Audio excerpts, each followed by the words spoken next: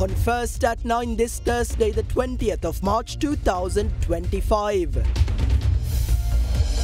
The stage is set. 2025 local government elections scheduled for the 6th of May. Remanded. IGP Deshabandhu Tendakon remanded until the 3rd of April. The tax question. Opposition questions the government on withholding tax, income tax and tax on tobacco. Categorical rejection. India's Adani Group denies reports of energy prices for Sri Lankan wind power projects being reduced. Chilo Dairy, Sri Lanka Kiren Perata. Obe Vishwasi Dino Sensorain, then Lagamati Pharmacy in Labagata Hacker. Kanta Parisankaragato? Ape Parisan. Itin Mokadani Karnagan, Swadeshi Kohoma lemongrass, other Kalita fresh Mavisanuma. This is Derana First at 9. Live from Studio 24 in Colombo.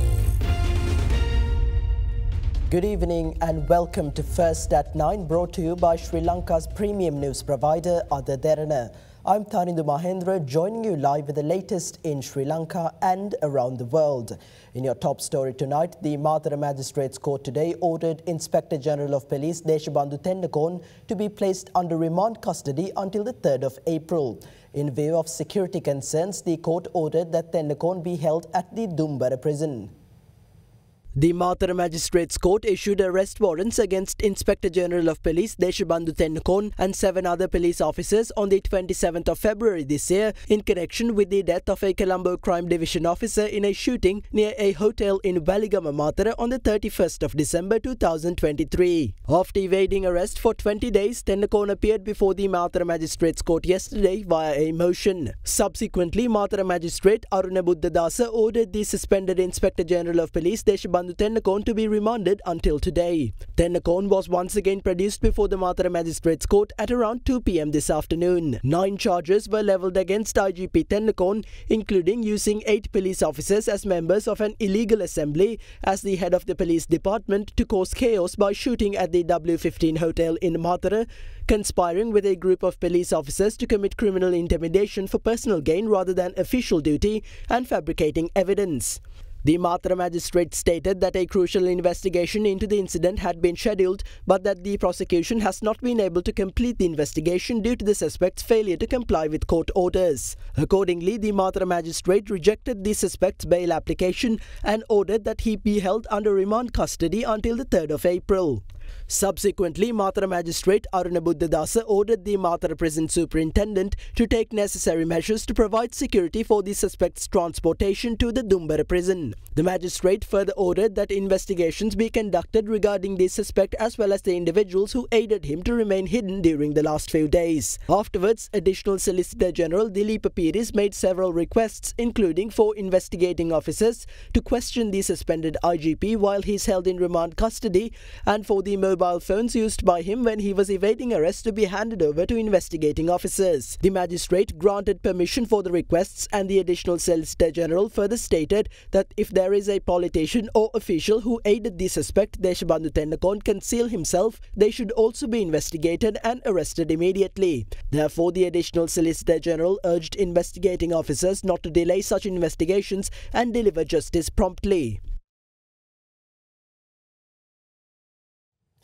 The 2025 local government elections are scheduled to be held on the 6th of May. The Election Commission announced the date for the election today, following the conclusion of the acceptance of nominations.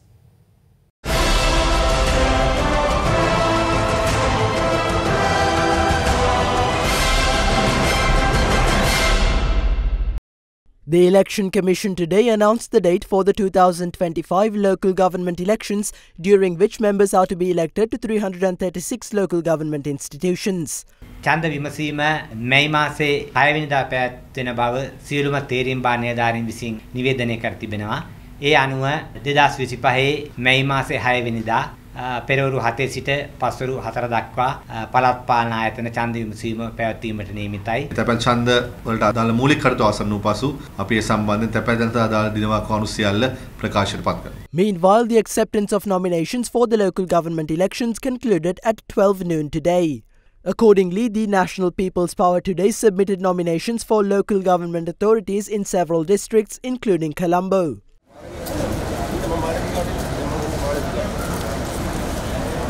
ජනාධිපති ධූරය දීලා තියෙන්නේ පාර්ලිමේන්තු බලය දීලා තියෙන්නේ ගමේ බලය නගරේ බලය වෙන තැනකට දෙන්න තරම් මිනිසුන්ට මොලේ අමාරුවක් නැහැ.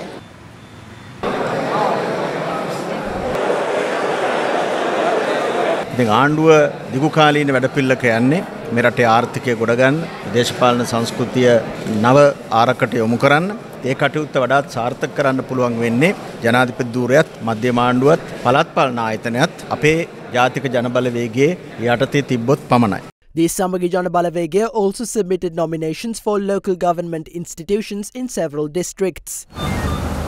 විශේෂයෙන් මෙවර මැතිවරණේ ජනතාව මම හිතන්නේ ආණ්ඩුවට සංඥාවක් දෙයි ආණ්ඩුව යන මාර්ගයේ වැරදි කියලා. කොළඹ නගරාධිපති අපේක්ෂකයා කවුද? මම හිතනවා අපි ඒක හෙට ප්‍රකාශයට පත් කරනවා කවුද අපේ නගරාධිපති අපේක්ෂකයා කියලා.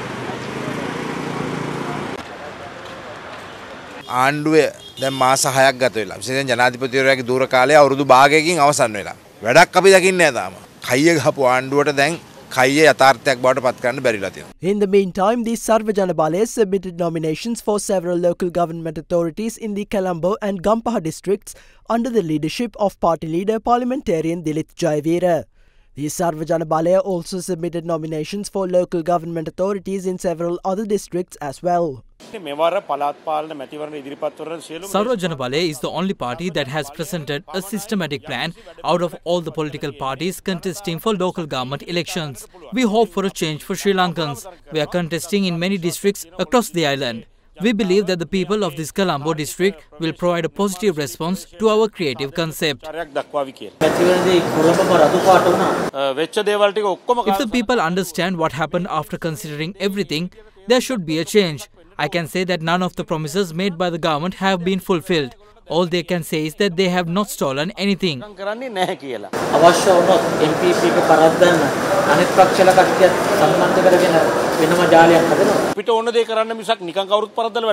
There is no point of defeating anyone if we don't get to implement our plans. We want to build an entrepreneurial nation. We want to build a beautiful future through that. What we can now see is that they are dragging the country into a dark place. This is one of our biggest concerns. We are ready to act accordingly if such an agreement is required. The United National Party meanwhile submitted nominations for a number of districts including Galle.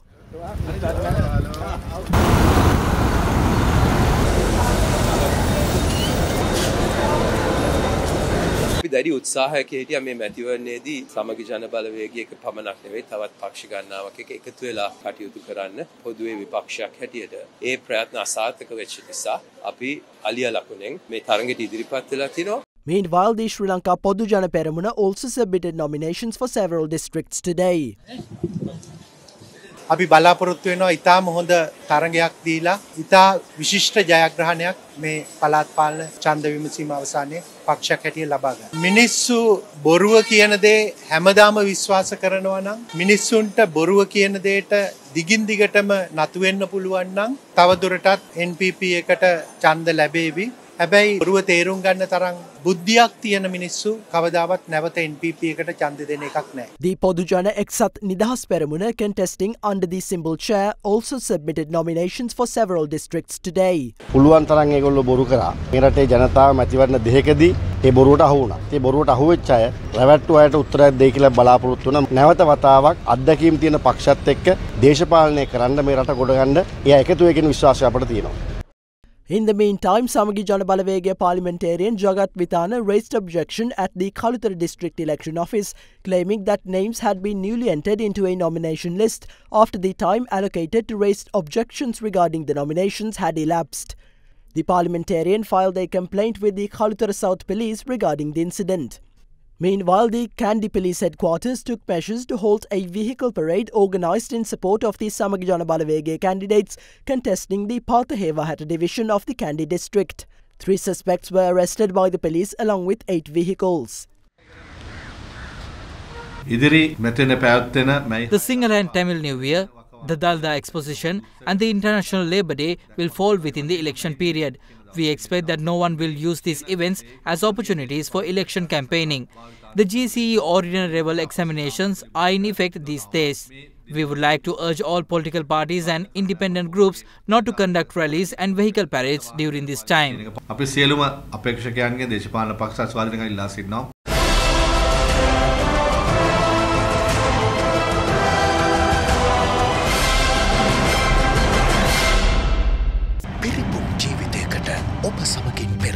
Union Assurance.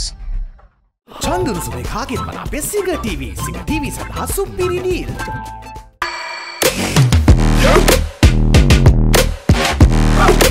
Further local updates, the 2-day debate on the expenditure head of the Minister of Finance, Planning and Economic Development in the 2025 Budget Committee stage debate began today in Parliament.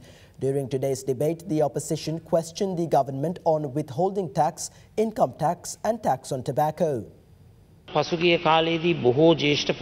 reduction in the interest rate paid on deposits for elderly, which constituted the primary source of income for the majority of them, their situation has worsened. Looking at the current interest rate, the rate for a fixed deposit is 7.5% for 2 years. The government has proposed an additional 3%. We urge that a 10% interest rate for the elderly is insufficient. This should be raised to 15% and this interest rate should apply to deposits of up to 2 million rupees.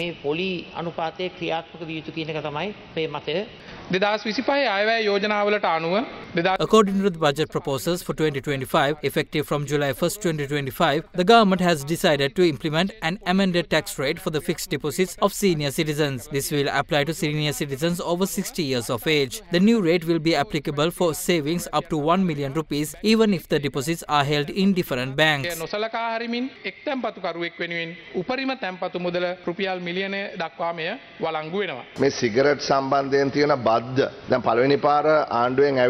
Regarding the tax on cigarettes, when the government first sought permission from the Public Finance Committee to amend this tax, we did not approve. However, as the government needed to pass the budget and could not delay it further, we granted the necessary permission. That said, the way this tax has been imposed is problematic. According to the World Health Organization and the UNDP, the tax should be 75% of the price. This tax has been decreasing over the past few years. For some reason, the revenue generated by the tobacco companies is higher than the tax revenue coming to the government.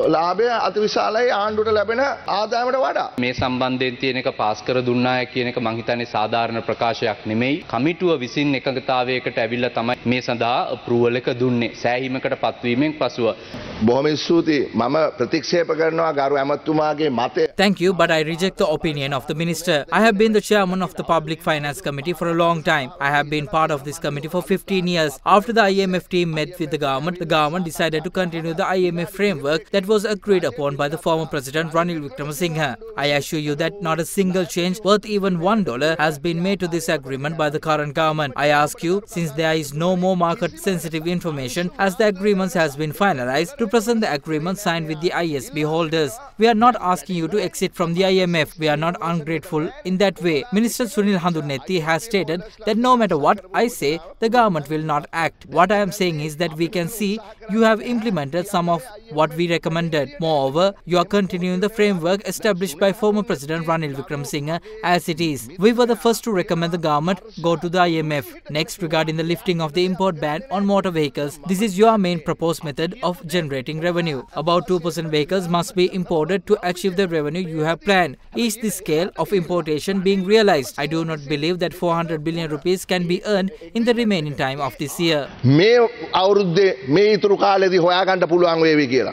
මේ අයවැය සූදානම් කරලා තියෙන්නේ මේ රට. This budget is being formed to inform the public about the way forward, not to contribute to the downfall of the country. I urge the chairman of the COP. We have heard that information from ongoing discussions in these committees was shared with perpetrators and that money has been transferred to the accounts of Sujiva Senasinghe, Harshana Rajakaruna, Dasira Jayasekara and a person called Sena Nayaka. I urge you to present those reports as well. අන්නේ පිළිබඳ වාර්තාත් සභාගත කරන්න කියලා. We must ensure that tell the IMF that 36% taxes is ill-affordable and it's not permissible in a country like this to ensure that you tax people beyond their expectations. Ensure that we pay nothing more than 20%. Why don't they tell the same thing to OECD countries? We are not a signatory to that. So on that basis, ensure that we basically say no more than 20% as a duty, and the payee also is subject to a maximum of 20%. Your loss of revenue may be 100 billion, but that 100 billion can be caught with much more motivational aspect. And I hope this will be communicated in the same manner. If the government can't do, we as opposition will help you to force them, because after all, it's the Sri Lankans that have got to live on this country, not the IMF. There's only 1 or 2 countries that the success story of the IMF has come out. Sri Lanka is another very close second.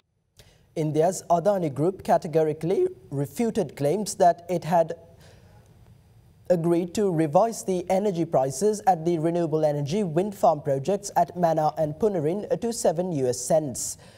Adani said it remains committed to the original terms of the agreements as established with the relevant Sri Lankan authorities and highlighted that they remain committed to the parameters of their original agreements. On the 12th of February this year, India's Adani Green Energy decided to withdraw from the $1 billion renewable energy wind farm projects at Mannar and Punarin, citing delays by the Sri Lankan government. However, Indian newspaper The Hindu reported on the 17th of March that it had been informed that despite its withdrawal, the Adani Group is still keen to resume the projects. According to the report by The Hindu, around 7 US cents per kilowatt hour had been tentatively suggested as the price per unit during the latest negotiations between Sri Lanka and Adani Green Energy on the 20-year power purchase agreement for the project. Sri Lanka had earlier asked for 5.6 US cents per kilowatt hour compared to the originally proposed 8.26 cents. However, the Adani Group in a media statement today refuted rumours that they had offered to revise the pricing to 7 US cents per kilowatt hour, claiming that they are entirely false and without foundation. The Adani Group further stated that they remain fully committed to the original terms of the agreement as established with the relevant Sri Lankan authorities and highlighted that their project parameters have not changed. The statement also affirmed that the Adani Group would always be available to undertake any development opportunity the Sri Lankan government may choose to offer. Prime Minister Dr. Harini Amarasuriya met with Devi Gustina Tobing, the ambassador of Indonesia to Sri Lanka, at the Parliament complex to discuss areas of collaboration between the two nations. The discussions focused on enhancing cooperation in trade, tourism, technology and education, with both sides reaffirming their commitment to fostering diplomatic and economic ties for mutual benefit. The delegations explored opportunities in trade, predominantly the importation of palm oil and the introduction of organic liquid fertilizer to support Sri Lanka's agriculture sector. Alongside discussions on integrating electric vehicles into Sri Lanka's public transport system, collaboration in the IT industry was highlighted as another promising area of partnership.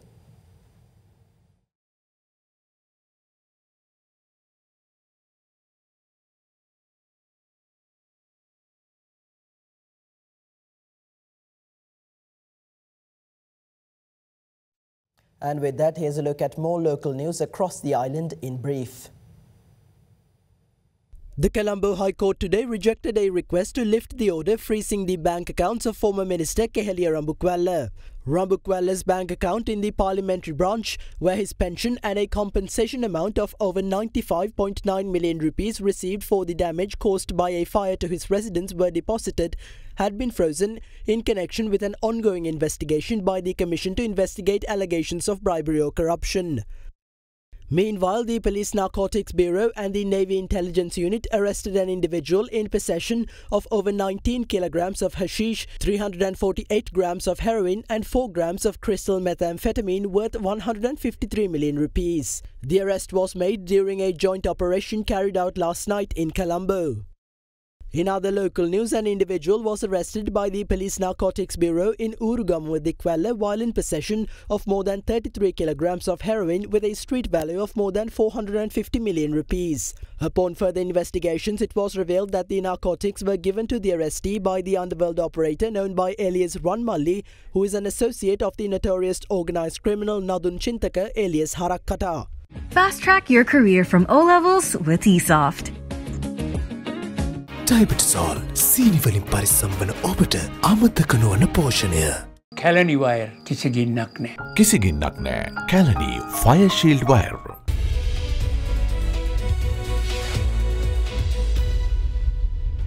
Welcome back. Now, in business-related news, an extraordinary gazette has been issued amending several import regulations, including allowing Bureau Veritas inspection certificates for vehicles imported from all countries. Under the new regulations mentioned in the Gazette notification issued yesterday, Sri Lanka Customs is required to verify the authenticity of documents online before clearing motor vehicles. Additionally, the Director General of Sri Lanka Customs must ensure that all documents endorsed by licensed banks undergo authentication through online verification. The amendments further stipulate that Bureau Veritas inspection certificates will now be accepted for vehicle imports from all countries. The revised regulations came into effect yesterday, irrespective of the date of issuance of the export inspection certificate.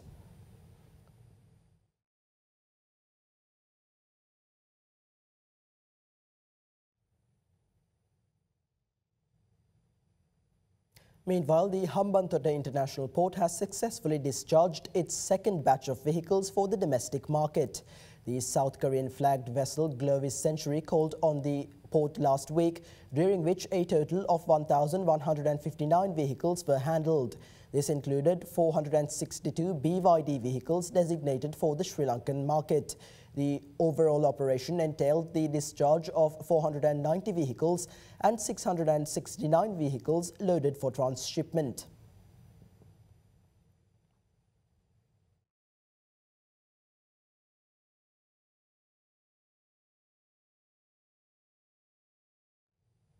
In your stock update, the Colombo Bourse continued its positive trend today and closed in positive territory, with the ASPI gaining over 1.6%.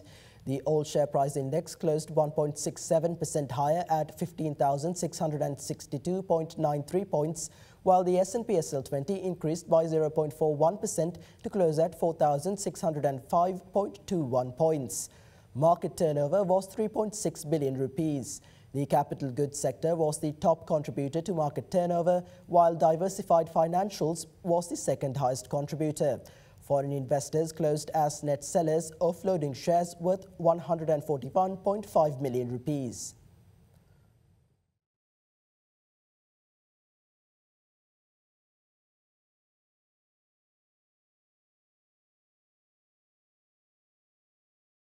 And with that, here's a look at the rupee exchange rates for the day.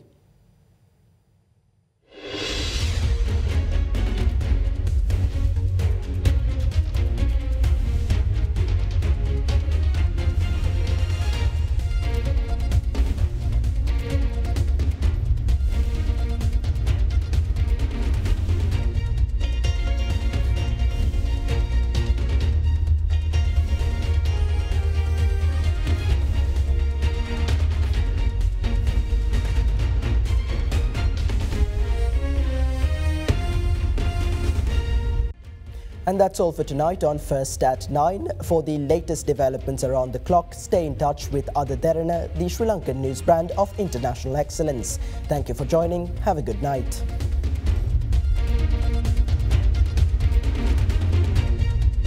For news and information you can trust 24 hours a day, visit adaderana.lk.